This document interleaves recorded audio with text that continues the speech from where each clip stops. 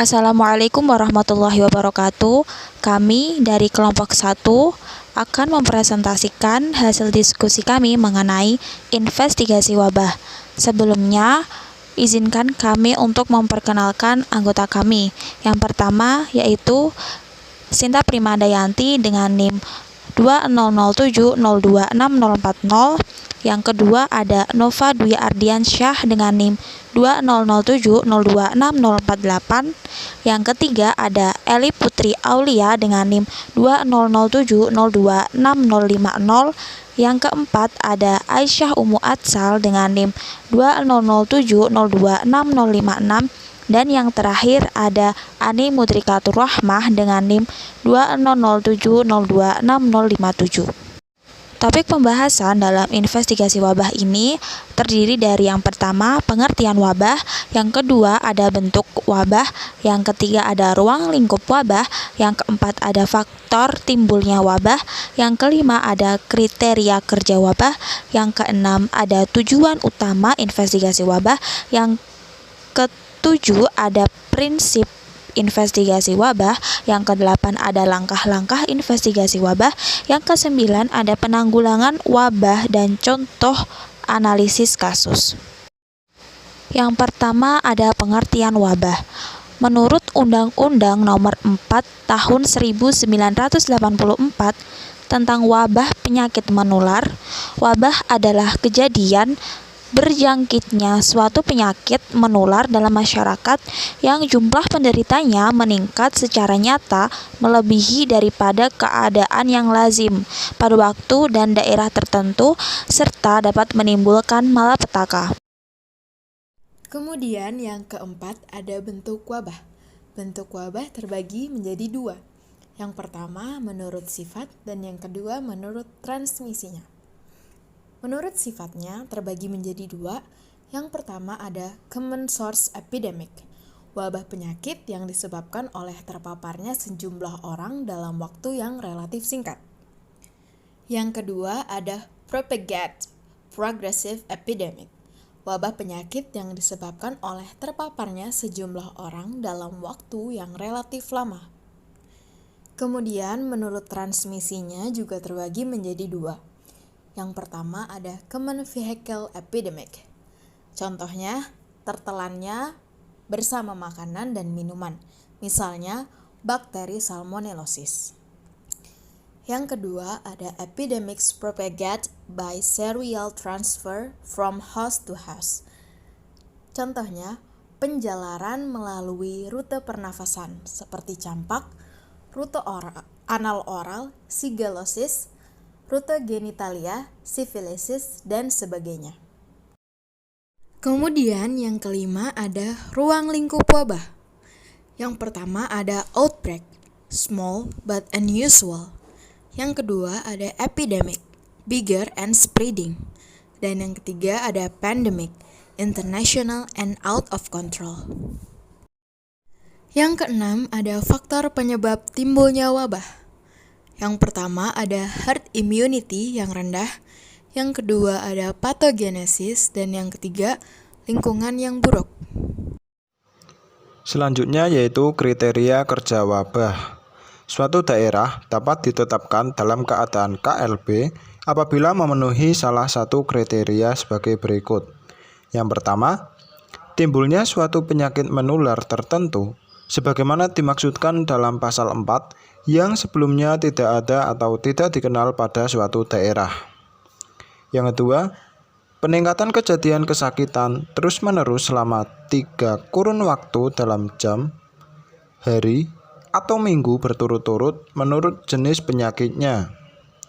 Yang ketiga, peningkatan kejadian kesakitan 2 kali atau lebih dibandingkan dengan periode sebelumnya dalam kurun waktu, jam, hari, atau minggu menurut jenis penyakitnya. Yang keempat, jumlah penderita baru dalam periode 1 bulan menunjukkan kenaikan 2 kali atau lebih dibandingkan dengan angka rata-rata per bulan dalam 1 tahun sebelumnya. Yang kelima, Rata-rata jumlah kejadian kesakitan per bulan selama 1 tahun menunjukkan kenaikan 2 kali atau lebih dibandingkan dengan rata-rata jumlah kejadian kesakitan per bulan pada tahun sebelumnya. Yang keenam, angka kematian kasus suatu penyakit atau case fatality rate dalam satu kurun waktu tertentu menunjukkan kenaikan 50% atau lebih dibandingkan dengan angka kematian kasus suatu penyakit periode sebelumnya dalam kurun waktu yang sama.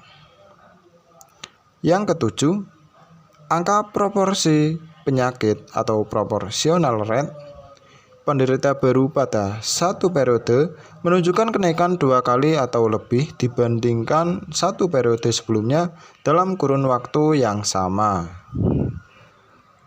Selanjutnya yaitu tujuan utama investigasi wabah.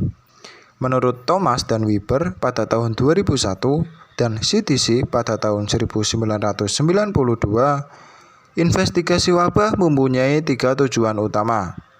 Tujuan yang pertama yaitu mengidentifikasi dengan cepat sumber dan reservoir dari wabah. Tujuan yang kedua yaitu melaksanakan intervensi untuk menanggulangi wabah.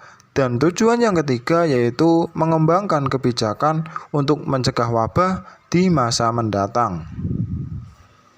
Baik, selanjutnya ada prinsip-prinsip dalam melakukan investigasi wabah. Prinsip-prinsip dasar investigasi wabah yang pertama yaitu walaupun secara teoritis langkah-langkah investigasi KLB atau wabah terdiri dari beberapa tahapan yang berurutan, namun dalam praktiknya proses investigasi wabah bersifat dinamis dan berbagai kegiatan dapat dilakukan secara stimulan. Yang kedua, teramat penting untuk senantiasa memelihara komunikasi antara berbagai pihak yang berkepentingan dalam investigasi dan penanggulangan wabah. Yang ketiga, prinsip-prinsip epidemiologi dan statistik, khususnya berkenaan dengan rancangan studi dan analisis, harus diterapkan secara benar atau appropriate. Yang keempat, semua tahapan investigasi dan proses pengumpulan data atau informasi harus direkam atau dicatat secara teliti dan hati-hati. Yang kelima, tinjauan atau review yang kritis dan hati-hati harus dilakukan berdasarkan kepustakaan ilmiah yang relevan. Dan yang keenam, tim kesehatan yang melakukan investigasi KLB atau wabah harus senantiasa berpikiran terbuka terhadap berbagai kemungkinan sumber KLB atau wabah yang belum terungkap. Berikutnya, terdapat 10 langkah-langkah dalam melakukan investigasi wabah. Step yang pertama adalah persiapan intervensi lapangan. Kategori yang diperlukan adalah investigasi, administrasi, dan konsultasi. Kemudian, step yang kedua adalah memastikan adanya wabah, yaitu dengan cara mencari ambang wabah yang didapat dari rata-rata jumlah penderita pada waktu-waktu yang lalu. Bila suatu saat jumlah penderita melebihi garis ambang ini, maka keadaan tersebut dinyatakan sebagai wabah. Kemudian, step yang ketiga adalah memastikan diagnosis. Tujuan dalam pemastian diagnosis adalah untuk memastikan bahwa masalah tersebut telah didiagnosis dengan patut dan menyingkirkan kemungkinan kesalahan laboratorium yang menyebabkan peningkatan kasus yang dilaporkan. Step yang keempat adalah membuat definisi kasus. Nah, sedapat mungkin, definisi kasus ini dapat menggambarkan proses penyakit yang patognomonis dan cukup spesifik. Kemudian step yang kelima yaitu epidemiologi deskriptif mencangkup waktu, tempat, dan orang. Orang di sini menggambarkan kejadian wabah berdasarkan umur, jenis kelamin, pekerjaan, dan lain-lain. Lalu tempat yaitu memberikan informasi tentang luasnya wilayah yang terserang wabah, dan waktu yaitu menggambarkan perjalanan wabah. Kemudian, step yang keenam adalah membuat hipotesis. Hipotesis sendiri meliputi sumber agen penyakit, cara penularannya, dan pemaparan yang mengakibatkan sakit. Kemudian step ketujuh, menilai hipotesis.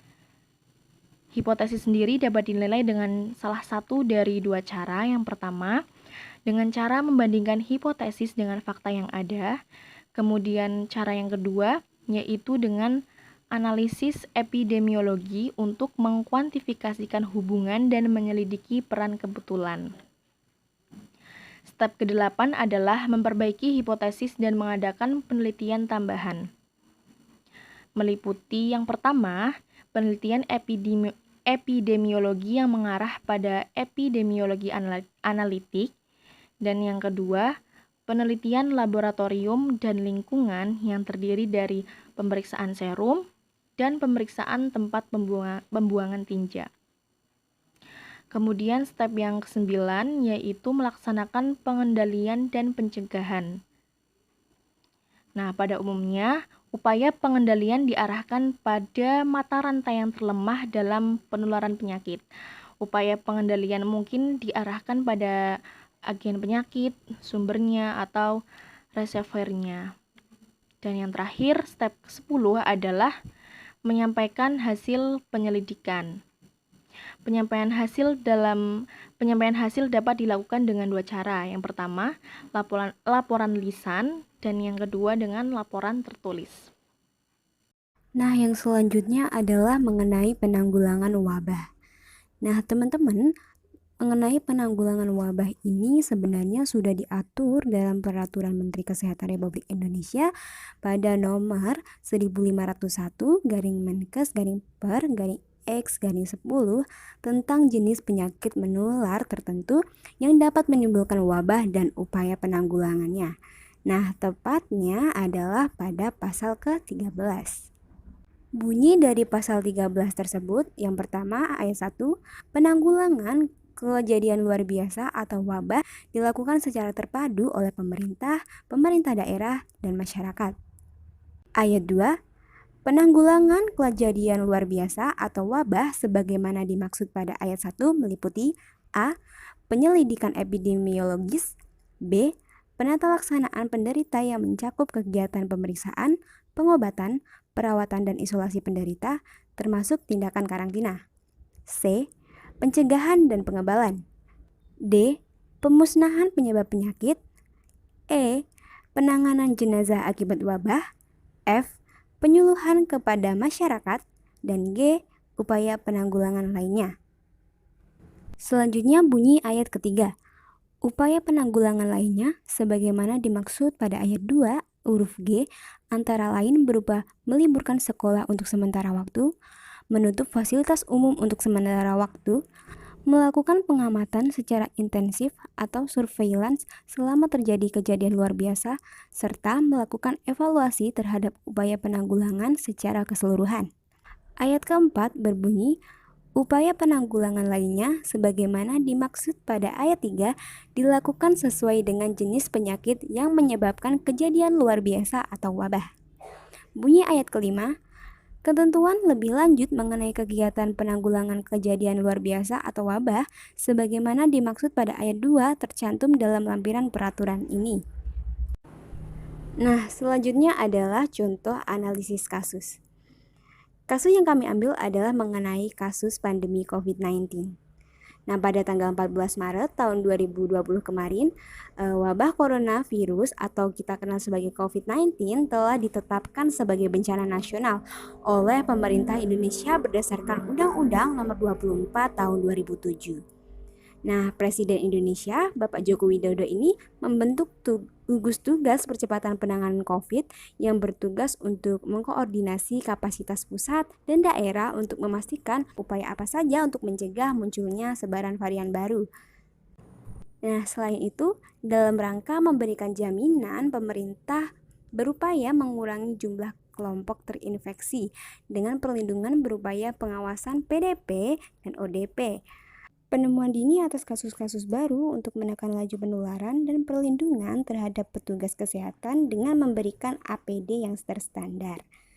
Kemudian, berupaya mengurangi kelompok rentan dengan mensosialisasikan penguatan imunitas tubuh baik kelompok maupun individu. Lalu, negara kita juga berupaya meningkatkan jumlah dan percepatan penyembuhan dengan pengobatan yang efektif, bahkan berupaya menghentikan laju penularan dengan cara karantina kesehatan.